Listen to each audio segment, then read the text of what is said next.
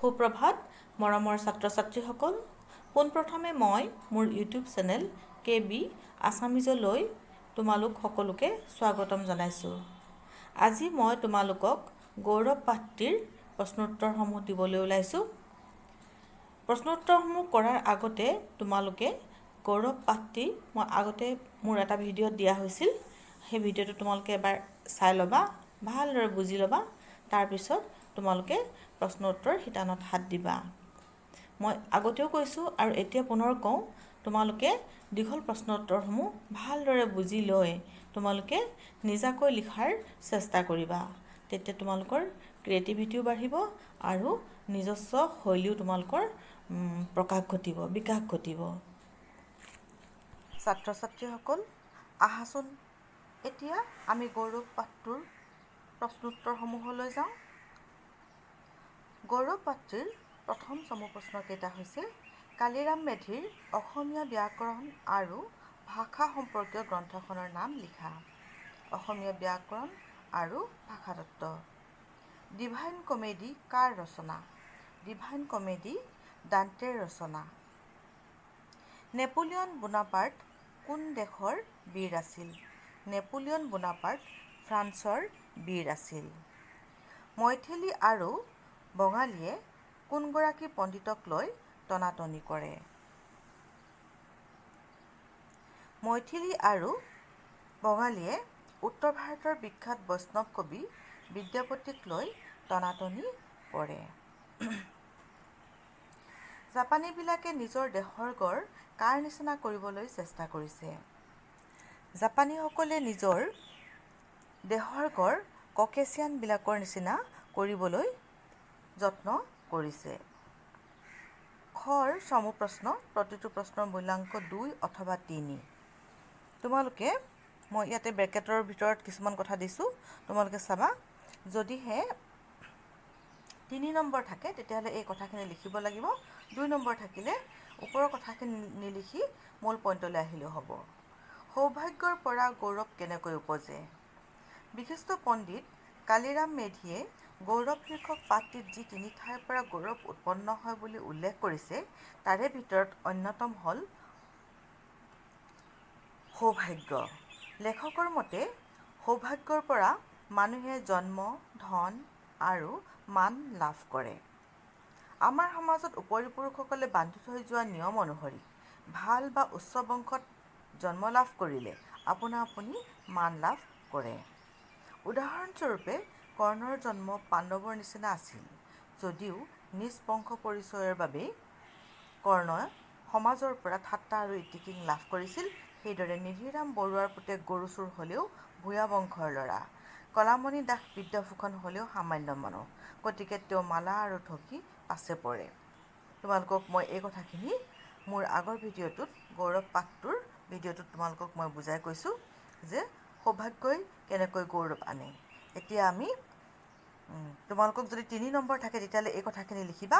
যদি 3 নম্বৰ নহয় 2 নম্বৰ থাকে তেতিয়াহ'লে প্ৰথম কথাখিনি লিখি তোমালোকে পিছৰ পইণ্টটোলৈ যাবা।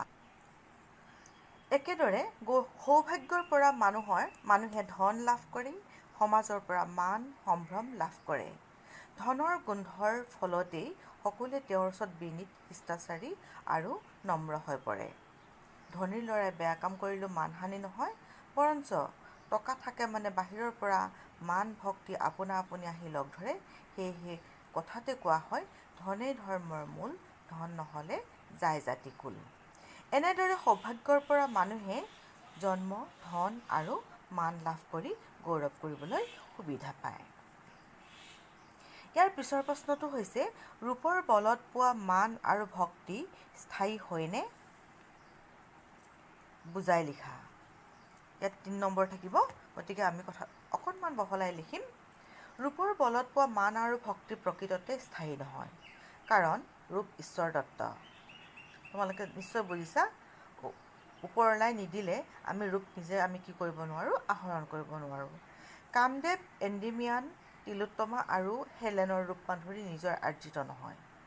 এই ৰূপৰ আচৰিত চুম্বকীয় শক্তিৰ ফলতেই জ্ঞানী অজ্ঞানী হয়, যুদ্ধ বিগ্ৰহ সৃষ্টি হয়, নিৰ্বলী বলী হয়, জগতৰ বুৰঞ্জী পৰিৱৰ্তন হয়। এইখিনি কথা মই তোমালোকক আগৰ পাঠটোত সুন্দৰকৈ বুজাই দিছোঁ। সাপ যোগীৰ মন্ত্ৰত মুগ্ধ হোৱাৰ দৰে মানুহো ৰূপৰ মন্ত্ৰত মুগ্ধ হয়। ৰূপৰ বলত এনেদৰে বহুতে বহুত ঠাইত মান আৰু ভক্তি লাভ কৰে যদিও ই মানুহক চিৰকাল আকৰ্ষণ কৰিব নোৱাৰে। সময়ৰ চিৰপ্ৰবাহমান গতিত মানুহৰ জীৱনলৈ এদিন বাৰ্ধক্য আহেই। সেই বাৰ্ধক্যই ৰূপৰ অধিকাৰী লোকৰ শৰীৰলৈ পৰিৱৰ্তন অনাৰ লগতে ৰূপৰো পতন ঘটায়। গতিকে এসময়ত ৰূপৰ বলত মানুহে মান আৰু ভক্তি লাভ কৰিলেও চিৰস্থায়ীভাৱে মানুহক আকৰ্ষিত তথা প্ৰভাৱিত কৰিব নোৱাৰে। কাৰণ সময়ৰ অনুকূলে শৰীৰৰ বল আৰু ৰূপৰ ওপৰত মানুহৰ নিয়ন্ত্ৰণ নাথাকে, অৰ্থাৎ ৰূপো চিৰস্থায়ী নহয়। ৩ নম্বৰ প্ৰশ্নলৈ আহিছোঁ। বিশ্বামিত্ৰৰ দুখৰ কাৰণ কি আছিল বুলি পাঠটোত কোৱা হৈছে? বিশ্বামিত্ৰৰ দুখৰ কাৰণ জন্ম আছিল বুলি পাঠটোত কোৱা হৈছে। সৌভাগ্যৰ যোগেদি মানুহে ভাল বা উচ্চ বংশত জন্ম হয়, কিন্তু বিশ্বামিত্ৰই জন্মসূত্ৰে ধন আৰু মান লাভ কৰা নাছিল বুলি পাঠটোত কৈছে আৰু সেইবাবে বিশ্বামিত্ৰই দুখ ভোগ কৰিছিল বুলি কোৱা হয়।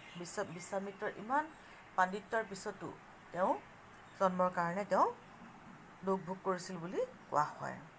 শুদ্ধোধনৰ নাম মানুহে কিয় জানে? শুদ্ধোধন আছিল গৌতম বুদ্ধৰ পিতৃ। তেখেত কপিলাবস্তু নামৰ এখন দেশৰ ৰজা আছিল। কিন্তু ৰজাৰ পুত্ৰ অৰ্থাৎ ৰাজকুমাৰ হোৱা স্বত্বেও গৌতমে ৰাজপ্ৰাসাদৰ আমোদ প্ৰমোদ ত্যাগ কৰি গভীৰ তপস্যাত নিমগ্ন হৈ বুদ্ধত্ব লাভ কৰে। পৰৱৰ্তী সময়ত তেখেতে বৌদ্ধ ধৰ্মৰ প্ৰৱৰ্তন কৰে। গতিকে বৌদ্ধ ধৰ্মৰ প্ৰৱৰ্তক গৌতম বুদ্ধৰ পিতৃ হোৱাৰ বাবে আজি ৰজা শুদ্ধোধন নামে মানুহৰ মাজত প্ৰখ্যাত। শুদ্ধোধন বুদ্ধৰ পিতৃ নোহোৱা হ'লে আজি তেওঁৰ নাম কোনেও নাজানিলেহেঁতেন। যদি শুদ্ধোধন গৌতম বুদ্ধৰ পিতৃ নোহোৱাহেঁতেন তেওঁক কোনেও নাজানিলেহেঁতেন। অৰ্থাৎ তেওঁ ৰজা হৈও তেখেতক কোনো নাজানিলেহেঁতেন যদিহে গৌতম বুদ্ধৰ পিতৃ নহ'লহেঁতেন। তাৰপিছত পিছৰ প্ৰশ্নলৈ আহোঁ। ৫ নম্বৰ প্ৰশ্ন। দেশ জয় কৰা বীৰসকলে প্ৰকৃততে দেশ ৰাখিব পাৰেনে? দেশ জয় কৰা বীৰসকলে প্ৰকৃততে দেশ ৰাখিব নোৱাৰে। তেওঁলোকক আমি গৌৰৱৰ পাত্ৰ হিচাপে জ্ঞান কৰোঁ ঠিকেই। সেই বিজেতাসকলে প্ৰথম দিনহে দেশ জয় কৰে, দ্বিতীয় দিন ৰাখে আৰু তৃতীয় দিনা সেই বিজিত দেশ তেওঁলোকৰ হাতৰ পৰা হেৰাই যায়। বিজেতাই প্ৰকৃততে মানুহকহে পৰাস্ত কৰে, মানুহৰ মনক পৰাস্ত কৰিব নোৱাৰে। Julius Caesar, Alexander, Napoleon Bonaparte আদি বীৰসকলে পৰাক্ৰমেৰে বিভিন্ন দেশ জয় কৰিছিল যদিও সেই জয় স্থায়ী নাছিল। আনহাতে ভাৰ্জিলে ইনিড মহাকাব্য ৰচনা কৰি প্লেটোৱে দাৰ্শনিক চিন্তাধাৰাৰেহে মানুহৰ মন জয় কৰিব পাৰিছিল। সেয়ে দেশ জয় কৰা বীৰসকলে প্ৰকৃততে দেশ ৰাখিব নোৱাৰে বুলি গৌৰৱ পাঠটিত কোৱা হৈছে। মই তোমালোকক আগতেও কৈছোঁ, যিসকলে বীৰে দেশ জয় কৰে সেই বীৰসকলে মানুহবোৰৰ মনবোৰক জয় কৰিব নোৱাৰে। তেওঁলোকে ভয় দেখুৱাই, পৰাক্ৰম দেখুৱাই তেওঁলোকৰ ৰাজ্যবোৰ কাঢ়ি লৈ ঠিকেই, কিন্তু তেওঁলোকৰ মনবোৰক কাঢ়ি ল'ব নোৱাৰে। এতিয়া আহোঁ আমি দীঘল প্ৰশ্নলৈ। ইয়াৰ মূল্যাংক ৪ অথবা ৫। তোমালোকে প্ৰয়োজন অনুসৰি প্ৰশ্নটো কিমান দীঘল কৰিবা, কিমান কথা সোমোৱাবা বা কিমান বহলকৈ লিখিবা, এই কথা তোমালোকৰ ওপৰত নিৰ্ভৰ কৰিব। তোমালোকে মুঠতে কুৱেশ্যনটোৰ কোনখিনি কথা বিচাৰিছে প্ৰশ্নটোৱে, এই কথাখিনি তোমালোকে জানি লোৱা। ধনেই ধৰ্মৰ মূল, ধন নহ'লে যায় জাতিকুল। কথাষাৰ বুজাই লিখা। ধন মানৱ জীৱনৰ এক নিত্য প্ৰয়োজনীয় আৰু অপৰিহাৰ্য অংগ। ধনৰ অবিহনে মানুহে নিজা মৌলিক প্ৰয়োজনসমূহ যেনে ঘৰ বা বাসস্থান, খাদ্য, পোছাক আদি গোটাই ল'ব নোৱাৰে আৰু জীৱনটো উপভোগৰ পৰাও বঞ্চিত হয়। ধনৰ মহিমা আৰু শক্তি আমাৰ সমাজত ইমানেই প্ৰবল যে ধন অবিহনে মানুহে মানৱ ধৰ্মও পালন কৰিবলৈ অসমৰ্থ হৈ পৰে। উদাহৰণস্বৰূপে আনৰ উপকাৰ সাধনৰ উদ্দেশ্যে কৰা কৰ্ম যেনে অন্নহীনক অন্ন, বস্ত্ৰহীনক বস্ত্ৰ বা সামূহিক স্বাৰ্থজড়িত কাম যেনে বিদ্যালয়, চিকিৎসালয় আদি স্থাপন কৰি সৰ্বসাধাৰণৰ উপকাৰ সাধিব নোৱাৰে। তদুপৰি ভগৱানৰ নামত মঠ মন্দিৰত দান দক্ষিণা, পূজা শৰাই আগবঢ়াই ধৰ্মীয় মাংগলিক কৰ্ম সম্পন্ন কৰিবলৈও মানুহক কিছু পৰিমাণে ধন লাগে।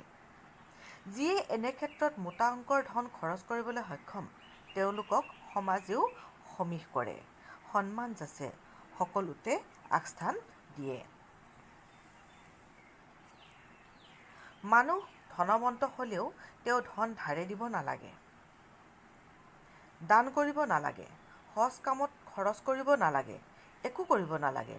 তেওঁৰ ধনৰ গোন্ধেই সমাজৰ সকলোকে তেওঁৰ ওচৰত বিনীত, শিষ্টাচাৰী আৰু নম্ৰ কৰি তুলিব।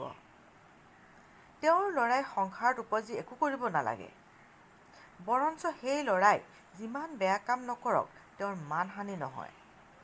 আমি এইখিনিতে আকৌ কৈছিলোঁ যে তেওঁলোকৰ ল'ৰাই যিমান বেয়া কামত টকা খৰচ কৰিলেও তেওঁলোকৰ একোৱেই তেওঁলোকক লৰাব নোৱাৰে। তেওঁৰ টকা থকা মানে বাহিৰৰ পৰা মান সম্ভ্ৰম আপোনা আপুনি আহি লগ ধৰিব। আকৌ সামাজিক নিয়ম অনুসৰি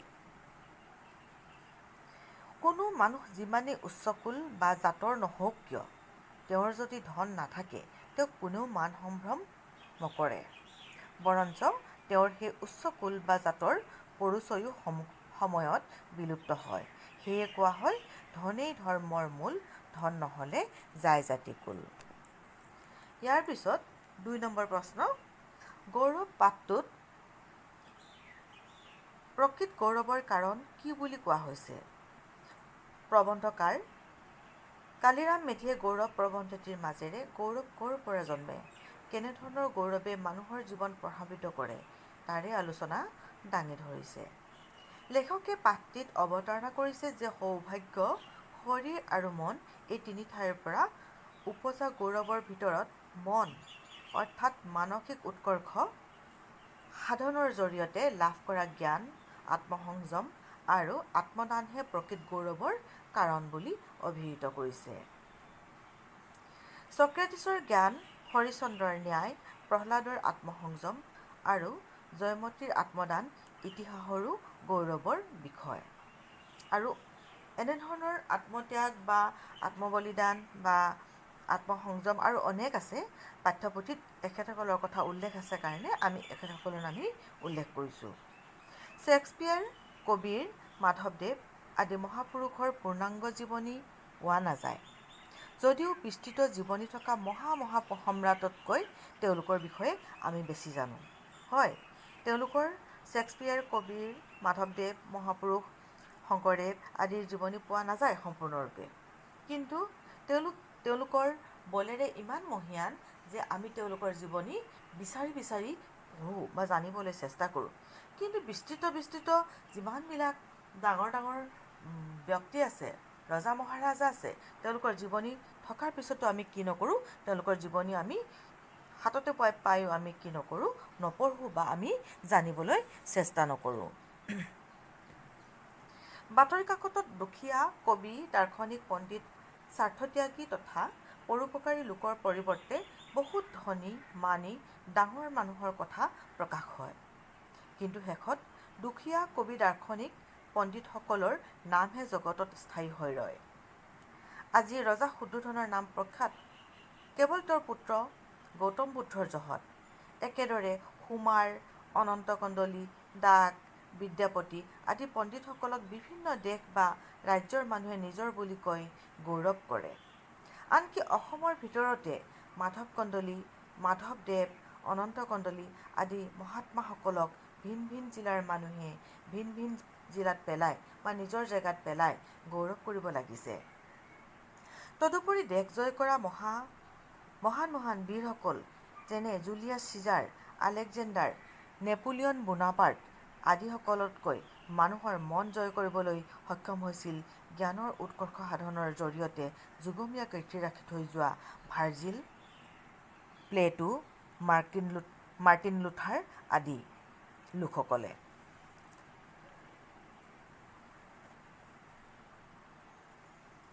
সেইদৰে শংকৰদেৱ, নিউটন, ডাৰউইন আদি মহাপুৰুষ পণ্ডিতসকলে তেওঁলোকৰ চিন্তা আমাৰ মনত সুমুৱাই দি মন জয় কৰিবলৈ সক্ষম হৈছিল।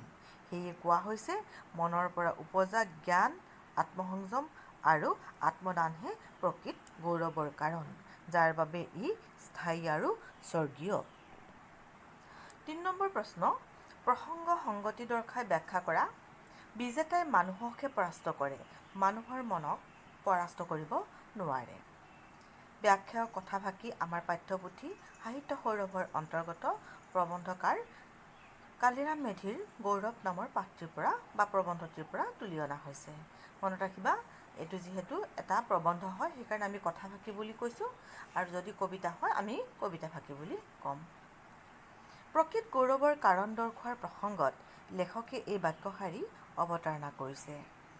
দেশ জয় কৰা বীৰসকল অতি পৰাক্ৰমী আৰু শাৰীৰিক বল শক্তিৰ ক্ষেত্ৰতো অতি শক্তিশালী। তেনে এজন বীৰ পুৰুষে যেতিয়া অন্য এখন দেশ জয় কৰে তেতিয়া স্বদেশৰ জনগণে তেওঁক লৈ গৌৰৱবোধ কৰে। কিন্তু প্ৰকৃততে সেই গৌৰৱ ক্ষণস্থায়ী। এখন দেশ জয় কৰি তেওঁ সেই দেশৰ মাটি, সম্পত্তি তথা পাৰ্থিৱ অন্যান্য সামগ্ৰী লাভ কৰিবলৈ সমৰ্থ হ'লেও মৃত্যু আৰু কালৰ হাতত সকলো লয় হয়। সেইজন বিজেতাই শাৰীৰিক পৰাক্ৰমেৰে অন্য দেশ জয় কৰিবলৈ সক্ষম হ'লেও বিজিত দেশৰ জনসাধাৰণৰ মনক তেওঁ জয় কৰিব নোৱাৰে। কাৰণ মানুহৰ মনক জয় কৰিবলৈ শাৰীৰিক বল শক্তি নিৰৰ্থক। ইয়াৰ বাবে প্ৰয়োজন হয় দয়া, কৰুণা, জ্ঞান, বুদ্ধি, মহানতা, উদাৰতা, মানৱতাবোধ আৰু সুগভীৰ দাৰ্শনিক চিন্তাধাৰাৰ। তোমালোকে এই কথাখিনি ভালকৈ মন কৰিবা। কাৰণ মানুহৰ মনক জয় কৰিবলৈ শাৰীৰিক বল শক্তি নিৰৰ্থক। বল শক্তিয়ে সকলো দমন কৰিব পাৰে কিন্তু সকলো জয় কৰিব নোৱাৰে। ইয়াৰ বাবে কি প্ৰয়োজন? দয়া, কৰুণা, জ্ঞান, বুদ্ধি, মহানতা, উদাৰতা, মানৱতাবোধ আৰু সুগভীৰ দাৰ্শনিক চিন্তাধাৰাৰ প্ৰয়োজন। এনে কাৰণতেই Julius Caesar, Alexander, Napoleon Bonaparte আদি পৰাক্ৰমী বীৰসকলে প্ৰকৃততে মানুহৰ মন তথা অন্তৰক জয় কৰিব পৰা নাছিল। কিন্তু Virgil, Plato, Martin Luther, Gautam Buddha, Sankardev আদি যুগজয়ী পণ্ডিত দাৰ্শনিকসকলে তেওঁলোকৰ অমূল্য চিন্তাধাৰাৰে সকলোৰে মন আৰু হৃদয় জয় কৰিব পাৰিছিল বা সক্ষম হৈছিল। ৪ নম্বৰ প্ৰশ্ন, জন্মগতভাৱে লাভ কৰা ধন আৰু মান স্থায়ী হয়নে বুজাই লিখা। প্ৰবন্ধ লেখক কালিৰাম মেধিয়ে গৌৰৱ প্ৰবন্ধটিত মানুহৰ মনত উপজা গৌৰৱ সম্পৰ্কত ক'বলৈ গৈ উল্লেখ কৰিছে যে সৌভাগ্যৰ বাবে উচ্চ বংশৰ মৰ্যাদা, ধন সম্পত্তি আৰু মান মৰ্যাদা লাভ হয়। সৌভাগ্যৰ ফলত জন্মগতভাৱে লাভ কৰা ধন আৰু মানে তেওঁলোকক সমাজত যথেষ্ট মান সন্মান প্ৰদান কৰে। তেওঁলোকে সকলোকে তেওঁৰ ওচৰত বিনীত, শিষ্টাচাৰী আৰু নম্ৰ কৰি তোলে। কিন্তু প্ৰকৃততে সেই ধন বা মান স্থায়ী নহয়। সৌভাগ্যৰ বাবে জন্মগতভাৱে ধন আৰু মান লাভ হ'লেও তেওঁৰ যদি জ্ঞান আৰু বুদ্ধি নাথাকে, সেই ধনৰ সঠিক ব্যৱহাৰ নাজানে, সেইজন চিৰদিন সমাজৰ পৰা মান সন্মান লাভ নকৰে। বুজিছা নহয় কথাটি?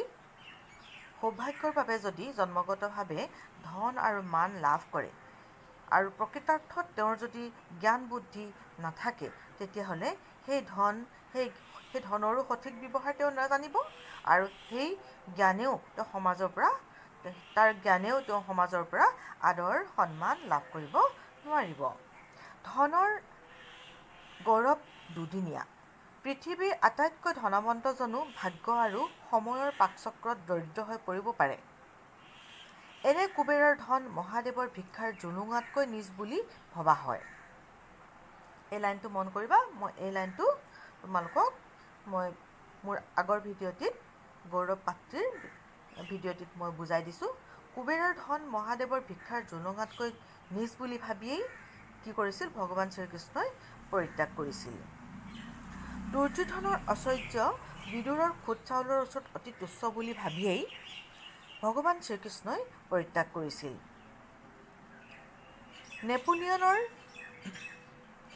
ইমান জয় নেপোলিয়ন বনাপাৰ্টে গোটেই দেশখন গোটেই ইমূৰৰ পৰা সিমূৰলৈ তেওঁ বৃদ্ধি কৰিছিল। নেপোলিয়নৰ ইমান জয় ধোঁৱাৰ দৰে কালত বিলীন হৈ গৈছিল। যেতিয়াই নেপোলিয়নৰ কাৰ্যকাল শেষ হৈছিল আৰু তেওঁৰ ৰাজ্যখন ডাঙৰ হোৱা নাছিল, বৰঞ্চ সৰুহে হৈছিল। স্বৰ্ণপুৰী লংকাৰ দৰে ত্ৰয়নগৰ সম্পত্তিও খন্তেকতে জুইত ছাই হৈছিল। গতিকে ধনৰ বল আৰু প্ৰভাৱ চিৰদিন নাথাকে। সেয়ে জন্মগতভাৱে লাভ কৰা ধন আৰু মানকো স্থায়ী বুলি ক'ব নোৱাৰি। ইয়াৰ পিছতে আমি ৫ নম্বৰ প্ৰশ্নলৈ আহোঁ। প্ৰসংগ সংগতি দৰ্শাই ব্যাখ্যা কৰা। ৰূপৰ কিবা আচৰিত চুম্বক শক্তি আছে। ব্যাখ্যা কথা ফাঁকি আমাৰ পাঠ্যপুথি সাহিত্য সৌৰভৰ অন্তৰ্গত প্ৰবন্ধকাৰ কালিৰাম মেধিৰ গৌৰৱ শীৰ্ষক প্ৰবন্ধটিৰ পৰা তুলি অনা হৈছে। ৰূপ বা শাৰীৰিক সৌন্দৰ্যৰ আকৰ্ষণীয়তা আৰু ইয়াৰ পৰা উপজা গৌৰৱ সম্পৰ্কে ক'বলৈ গৈ লেখকে উক্ত কথাষাৰ অৱতাৰণা কৰিছে। ৰূপ বা শাৰীৰিক সৌন্দৰ্যই জ্ঞানীক অজ্ঞানিক কৰে, যুদ্ধ বিগ্ৰহৰ সৃষ্টি কৰে, জগতৰ বুৰঞ্জী পৰিৱৰ্তন কৰে আৰু নিৰ্বলীক বলী কৰে। মহাদেৱৰ নিচিনা প্ৰধান যোগীকো ভগৱান বিষ্ণুৰ বিশ্ববিমোহন ৰূপে বলিয়া কৰিছিল। অপূৰ্ব ৰূপৱতী সীতাৰ কাৰণেই ৰাম ৰাৱণৰ যুদ্ধ আৰু বিশ্বসুন্দৰী হেলেনৰ কাৰণেই গ্ৰীক ট্ৰজানসকলৰ মাজত যুদ্ধ হৈছিল। দান্তেৰ বিখ্যাত কাব্যগ্ৰন্থ ডিভাইন কমেডী সৃষ্টিৰ আঁৰতো আছে তেওঁৰ ৰূপহী প্ৰেমিকা বিয়েট্ৰিছ। মই এই কাহিনীও তোমালোকক মই কৈছোঁ। মোহময়ী হিৰোৰ লাৱণ্য শক্তিৰ প্ৰভাৱতে লিয়েণ্ডাৰে হেলিস্পট সাগৰ তোমালোকক উল্লেখ কৰা আছে, সাঁতুৰি সাঁতুৰি পাৰ হ'বলৈ ভয় নকৰিছিল। সাপ যেনেকৈ যোগীৰ মন্ত্ৰত মুগ্ধ হয়, মানুহো তেনেকৈ ৰূপত মুগ্ধ হয়। মহাপুৰুষ শংকৰদেৱৰ সন্মোহনী ৰূপ আৰু শান্ত মূৰ্তিয়ে তেওঁৰ প্ৰতিদ্বন্দ্বীৰ পৰাও ভক্তি আৰু শ্ৰদ্ধা আকৰ্ষণ কৰিছিল। ৰূপৰ প্ৰভাৱতে মহম্মদক বধ কৰিবলৈ উদ্যত শত্ৰুৰ হাতৰ তৰোৱাল খহি পৰিছিল।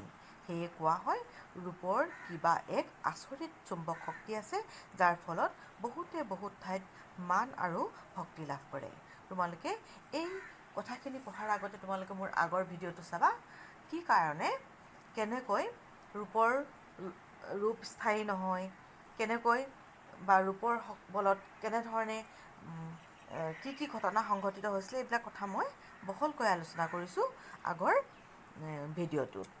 এতিয়া চোৱা, তোমালোকক মই অতিৰিক্ত অকণমান প্ৰশ্ন উত্তৰ দেখুৱাই দিছোঁ। এইখিনি প্ৰশ্ন উত্তৰ তোমালোকে জানিব লাগিব, খুবেই প্ৰয়োজন। কালিৰাম মেধিৰ গৌৰৱৰ দৰে প্ৰবন্ধক কেনেধৰণৰ প্ৰবন্ধ বুলি কোৱা হয়? কালিৰাম মেধিৰ গৌৰৱৰ দৰে প্ৰবন্ধক সাধাৰণতে জীৱনমুখী প্ৰবন্ধ বুলি কোৱা হয়। জীৱনমুখী প্ৰবন্ধ। এনে প্ৰবন্ধই মানুহৰ জীৱন সম্পৰ্কে নতুনকৈ ভাবিবলৈ অৱকাশ দিয়ে।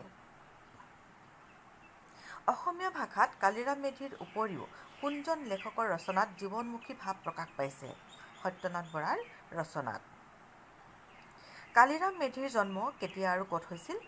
১৮৭৮ চনত হাজোৰ ওচৰৰ ৰামদিয়া গাঁৱত কালিৰাম মেধিৰ জন্ম হৈছিল। কালিৰাম মেধিৰ সাহিত্যিক জীৱনৰ আটাইতকৈ ডাঙৰ কীৰ্তি কি? কালিৰাম মেধিৰ সাহিত্যিক জীৱনৰ আটাইতকৈ ডাঙৰ কীৰ্তি হৈছে তেওঁৰ দ্বাৰা প্ৰণীত বৃহৎ আকাৰৰ অসমীয়া ব্যাকৰণ আৰু ভাষাতত্ত্ব শীৰ্ষক গ্ৰন্থখন। কালিৰাম মেধিয়ে সম্পাদনা কৰা ৩খন গ্ৰন্থৰ নাম লিখা। অংকাৱলী, প্ৰহ্লাদ চৰিত, মহাপুৰুষ শংকৰদেৱৰ বাণী।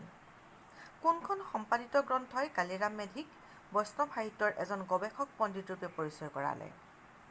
মহাপুৰুষ শংকৰদেৱৰ বাণী গ্ৰন্থখনে। কালিৰাম মেধিয়ে অসম সাহিত্য সভাৰ কোনখন অধিৱেশনত সভাপতিত্ব কৰিছিল?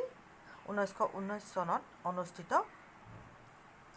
অসম সাহিত্য সভাৰ বৰপেটা অধিৱেশনত সভাপতিত্ব কৰিছিল।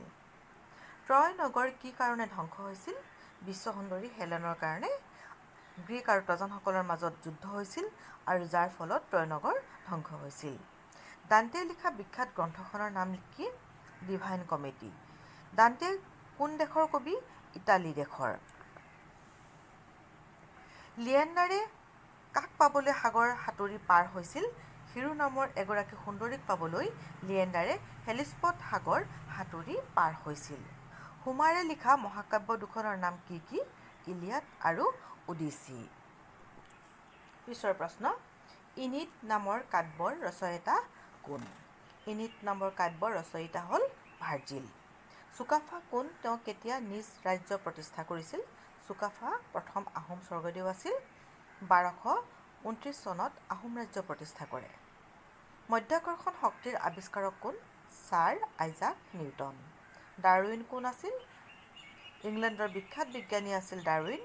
তেওঁৰ জন্ম 1809 চনত, মৃত্যু 1882 চনত।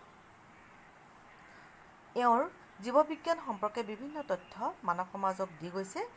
জীৱৰ ক্ৰম বিকাশৰ তত্ত্ব এওঁৰ মূল বিজ্ঞানী। অতিৰিক্ত দীঘল প্ৰশ্ন আমাক পিছফালৈ দিয়া আছে শিক্ষকৰ বাবে, গতিকে সেইখিনিও মই দিছোঁ। অতিৰিক্ত প্ৰশ্নৰ ভিতৰত চোৱা, ধনেই ধৰ্মৰ মূল, ধন নহ'লে যায় জাতিকুল। কথাখিনি সপক্ষে আৰু বিপক্ষে যুক্তি দি বুজোৱা। এই প্ৰশ্নটোৰ উত্তৰ আমি সপক্ষে 3 নং প্ৰশ্নৰ দীঘল প্ৰশ্নৰ 3 নং প্ৰশ্নখিনি চাবা, আৰু 1 নং প্ৰশ্নৰ উত্তৰ আৰু বিপক্ষৰ বাবে 6 নং প্ৰশ্নৰ দীঘল প্ৰশ্নৰ উত্তৰটো চাবা, আৰু 4 উত্তৰটো একেদৰে লিখি ল'বা, আৰু তোমালোকে কথাখিনি নিজা ধৰণেও লিখিব পাৰিবা। 2 নং প্ৰশ্নটো চোৱা, ভাৱ সম্প্ৰসাৰণ কৰা। মা কুৰু ধন জন যৌৱন গৰ্বম। উক্ত কথাষাৰৰ দ্বাৰা প্ৰকৃতাৰ্থত ধন জন যৌৱনক লৈ যে মানুহে গৰ্ব কৰিব নালাগে তাকে ক'ব বিচৰা হৈছে। ধন সম্পত্তিৰ গৌৰৱ দুদিনীয়া, ই সাময়িকভাৱেহে মানুহৰ জীৱনলৈ সুখানুভৱ আনে। ধনৰ বলত বহুত অসাধ্য কামো সহজসাধ্য হৈ পৰে। সদায় সকলোৰে পৰা মান সন্মানো লাভ কৰিব পাৰে। জনবলৰ যোগেদিও সেইদৰে বহুত অসাধ্য কাম সম্ভৱ হৈ উঠে। জনশক্তিৰ ওচৰত আন সকলো শক্তি পৰাভূত হ'ব যেন বোধ হয়। মানুহৰ জীৱনৰ যৌৱনৰ কালছোৱাও সেইদৰে অতিশয় উৎসাহ উদ্দীপনা আৰু কৰ্মোদ্যমৰ সময়। যৌৱনৰ বল শক্তি আৰু উন্মাদনাৰে বহুত অবিশ্বাস্য কাৰ্য সম্ভৱ কৰি তোলাৰো বহুত উদাহৰণ আছে। গতিকে ধন জন আৰু যৌৱনৰ সহ অৱস্থানৰ বহুতে নিজকে অপৰাজেয় বীৰ বুলি গৌৰৱ কৰা পৰিলক্ষিত হয়। প্ৰকৃতাৰ্থত কথাটো সিমান যুক্তিযুক্ত নহয়। ধন জন আৰু যৌৱন থাকিও নিমিষতে মানুহ ধ্বংস হ'ব পাৰে। তাৰ উৎকৃষ্ট নিদৰ্শন হ'ল মহাভাৰতৰ কৌৰৱসকল। কুৰুক্ষেত্ৰৰ যুদ্ধত পঞ্চপাণ্ডৱে এমুঠি সৈন্যবল লগত লৈ কৌৰৱসকলৰ সৈতে যুদ্ধ কৰিছিল। কৌৰৱসকলৰ নিজা 100 জন ভাই ককাইৰ উপৰিও ভাৰতবৰ্ষৰ সেই সময়ৰ শ্ৰেষ্ঠ ৰথী মহাৰথী তথা বীৰসকল কৌৰৱৰ পক্ষত আছিল। যুদ্ধৰ আগত সকলোৱে ভাবিছিল পাণ্ডৱসকল নিমিষতে শেষ হ'ব। তাকে লৈ দৰ্প আৰু অহংকাৰত নিমজ্জিত হৈ আছিল কৌৰৱসকল। কিন্তু সকলো পূৰ্বানুমান ভংগ কৰি পৰিণতিত পাণ্ডৱসকলৰহে যে বিজয় সুনিশ্চিত হ'ল, আমি এয়া দেখা পালোঁ। যুদ্ধৰ শেষত কৌৰৱ নিঃশেষ হ'ল, অক্ষত থাকিল পঞ্চপাণ্ডৱৰ ভাই ককাইসকল। সেইকাৰণে কোৱা